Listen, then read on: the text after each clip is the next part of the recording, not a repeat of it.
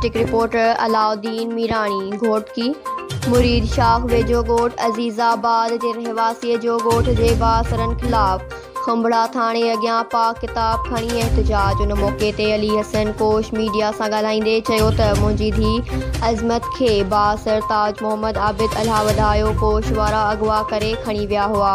अज़मत कोश जे अमर शर्मा कोश ऐं अली हसन कोश इल्ज़ाम हणंदे चयो त मुंहिंजी धीउ पंहिंजे बनीअ में गाह करे रही हुई, उन सां ज़्यादती कई वई आहे। मुतासिर धुर जो चवणु हो त जॾहिं असां मेडिकल लेटर वठण लाइ खुंबरा थाणे पहुतासीं त SH इमामदीन चांडियो असांजे मथां मच्छरजी पियो ऐं गारगंद करण बाद गिथा लफ़्ज़ ॾींदो रहियो। उन्हनि जो वधीक चवणु हो त SHO खुंबड़ा बासरनि जे पट भराई करे रहियो आहे ऐं उन असांजे हिकु ॼणे दाद मोहम्मद कोश जे मथां कूड़े FIR दाख़िल करे बिना जवाज़ जे लाकअप कराए छॾियो आहे। अली हसन कोश ऐं माई शर्मा कोश IG सिंध DIG सखर तोड़े ॿियनि वसवारनि खां अहिड़ी मामले जो फौरी नोटिस वठण जो मुतालबो कयो।